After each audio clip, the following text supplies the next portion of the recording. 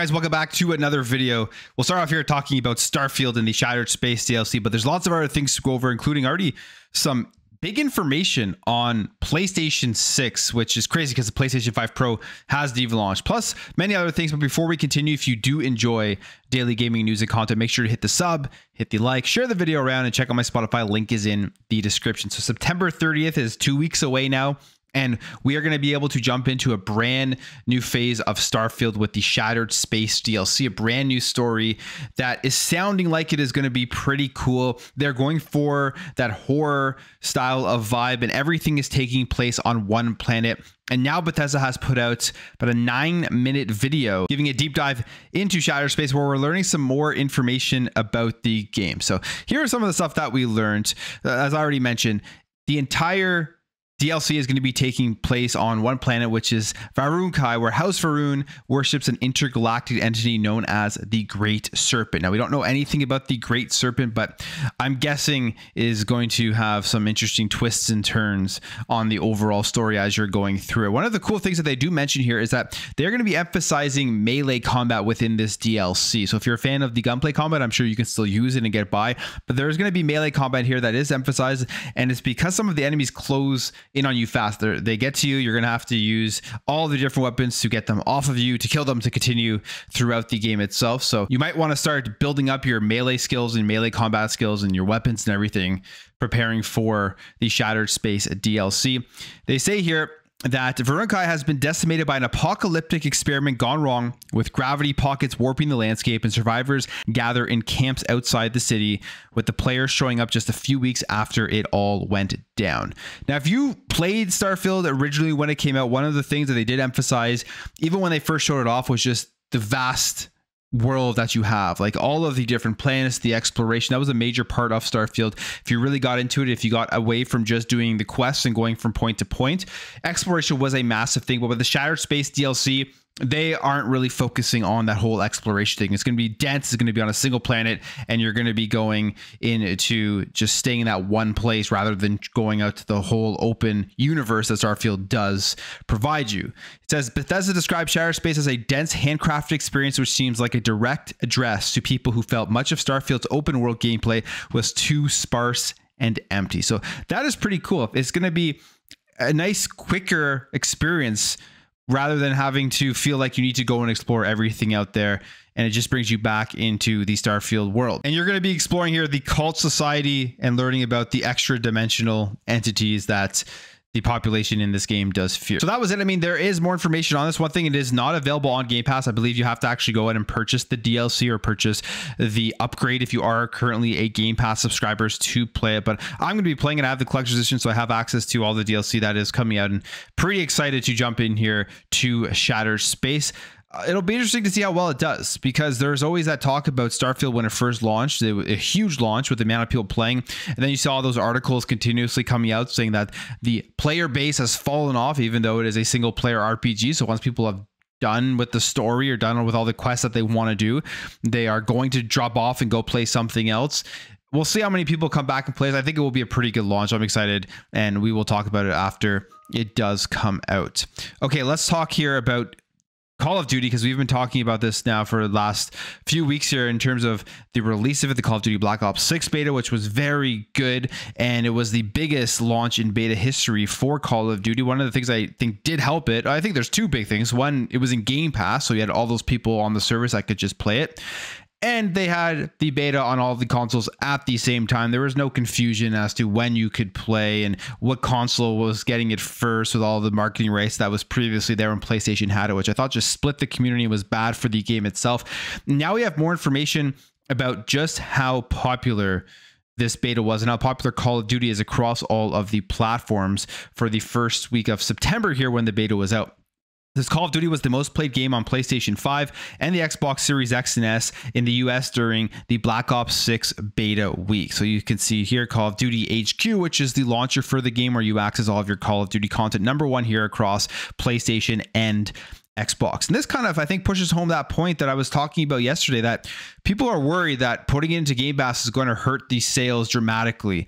I don't think that will be the case. If you're seeing here, even on the beta on the PlayStation 5, PlayStation gamers are pre-ordering the game to get access to the beta, all of this stuff.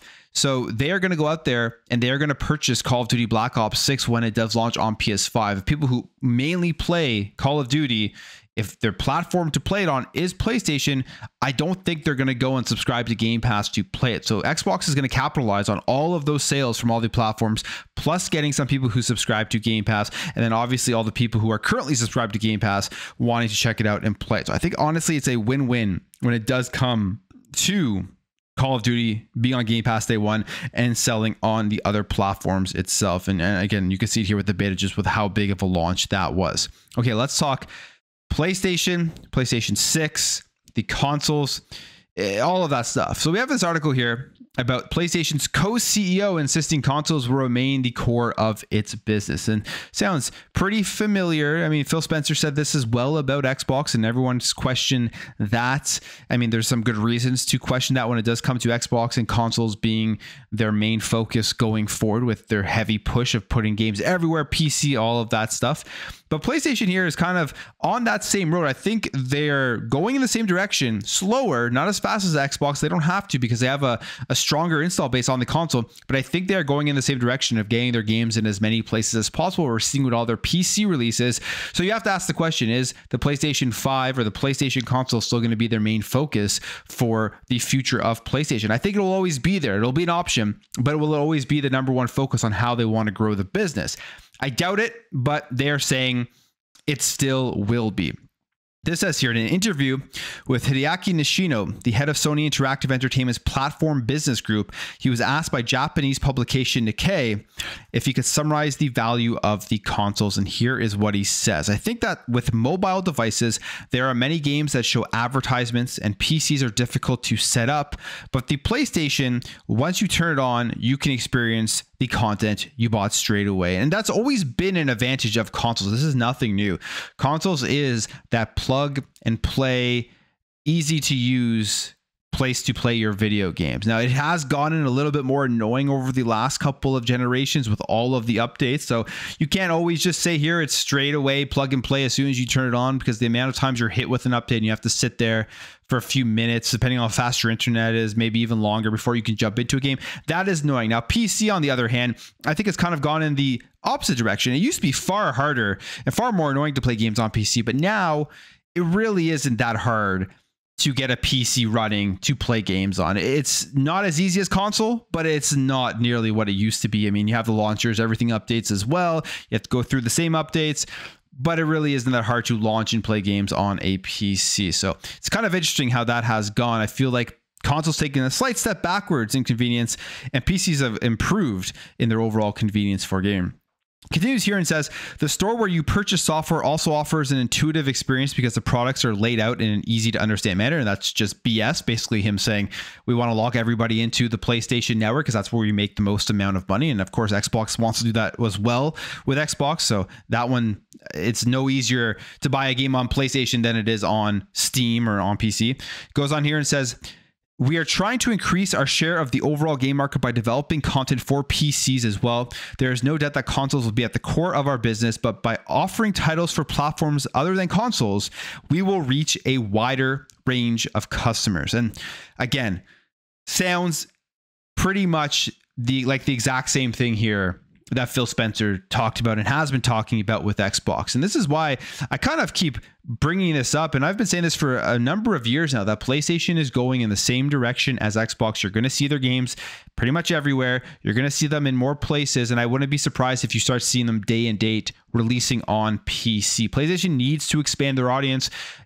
Both PlayStation and Xbox know that the console market, the growth for them just really isn't there. It'll grow slowly, but where they can really gain in business is going to be on the PC and on the mobile side of things. And we will see PlayStation continue to put their games in more places. And he says it right here.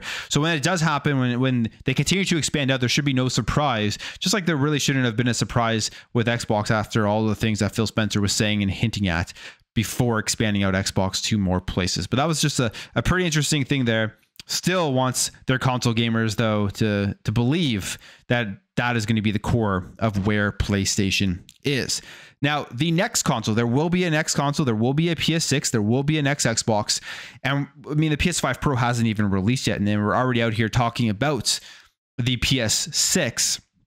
And this one is about the chip maker. Who is PlayStation and Sony going with? And it is going to be AMD. There's a report here that they were reportedly in talks, and they were trying to choose between AMD and Intel, and they've gone ahead and they're going to continue using AMD on the hardware side of PlayStation. This is according to Reuters.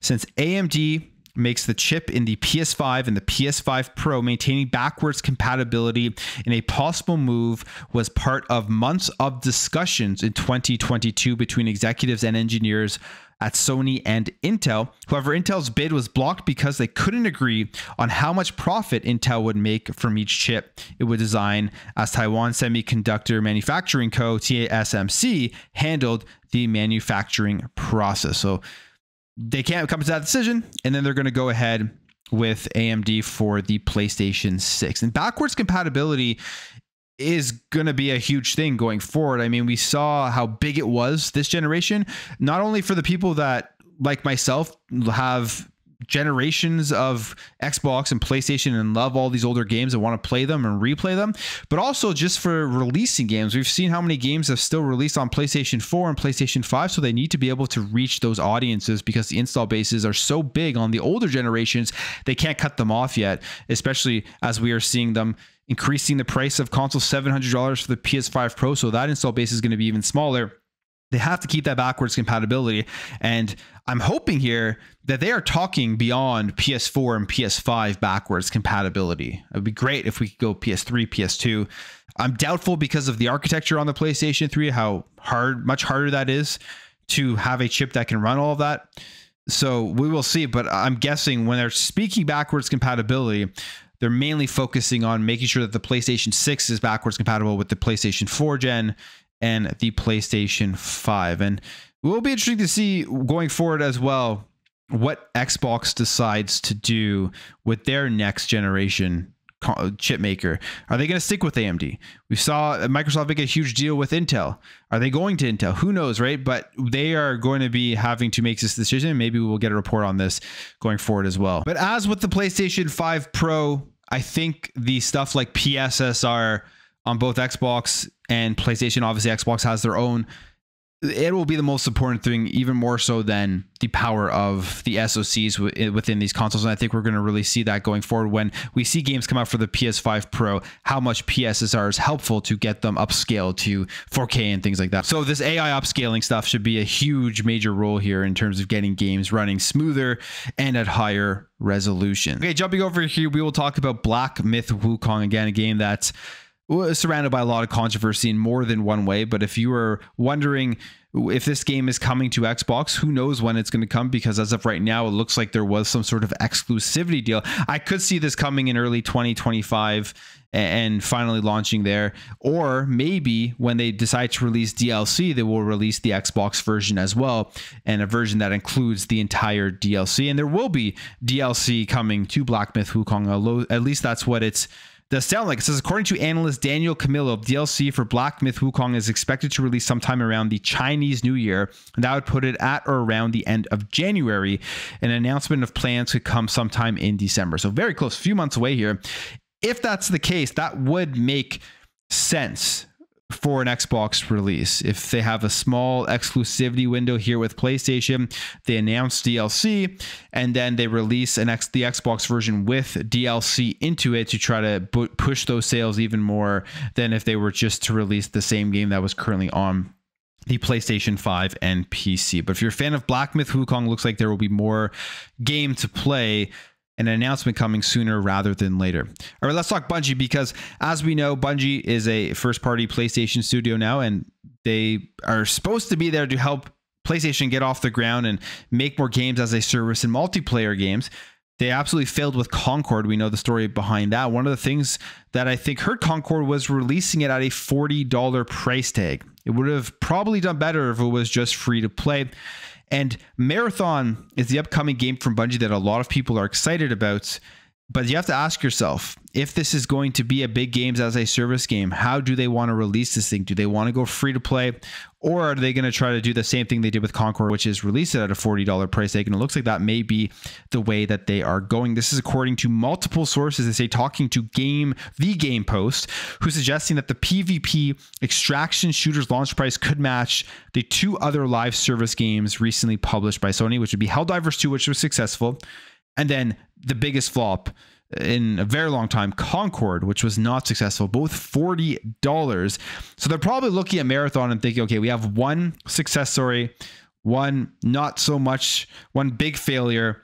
Where do they go with this? And obviously there's so many questions that pop up with a game like Marathon. It's under Bungie. There's far more name notoriety. I think if they did release it at a $40 price tag and it was full of content where you didn't have to spend any microtransactions, I think it would probably still do relatively well. You're going to have all the people who are fans of Destiny, all the people who are fans of Bungie who are instantly interested in what this game is all about. And if it's a good game, I think it has a good chance at doing pretty good. But if they're going to have a bunch of microtransactions, the whole season, battle pass, all of that stuff, I say just go free to play. You don't want to be including that into a $40 price tag, but we will see with everything going on with PlayStation, how they've handled games as a service, what they're going to do with. As of right now, what they are claiming that they have 2 maps in a playable state, one set aboard the Marathon ship and another which takes place in an abandoned colony planet side. And we don't have a release window yet. They were targeting 2024 before the delay. So we'll see. Marathon is an interesting one to keep our eyes on based off everything that has been going down at Bungie and Sony. That has not been great since they did make that purchase. All right. And finally, GTA 6, we've been talking about this. We're talking about, is it going to run at 4K, 60 FPS on the PS5 Pro? How big of a selling point would that be for it if it does? All of these questions. But the biggest thing people have been talking about is the delay. Is it going to get delayed? We've seen rumors pop up as to whether it was going to get delayed. Seemed like that was bad sourcing. And now we have one ex-Rockstar developer saying the studio probably would not make an announcement until May of 2025. So here is what they say. Former Rockstar Games technical director Obe Vermeij, I don't know if I said that correctly, talks about GTA 6 and the discussion about if it would get delayed. And here is what they say.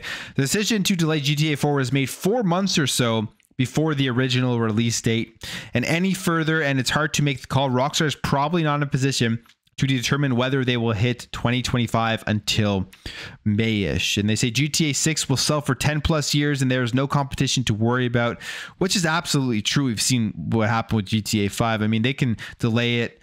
It's not going to hurt the game at all. It's not going to hurt the sales. It's not going to hurt the hype. You'll see outrage out there, but it will mean nothing in terms of how well GTA does, in my opinion. If they delayed it, I don't think it's a big deal. As long as the game is in a better shape, in the best shape that they need it to be in when it's released, is all that really matters. And they even mentioned here, they're not going to release the game until they're 100% happy with it, no matter what it said in the trailer. So any talks about delays right now, probably, well, they are fake rumors, I would say. And going forward, May 2025 is going to be that key time frame as to if there is a delay, we will hear about it. And maybe we will see something at the Game Awards in December, another trailer maybe for GTA 6. But I will end the video there. If you did enjoy this video, hit that thumbs up. If you're new, hit that subscribe, and I'll catch you guys in the next video.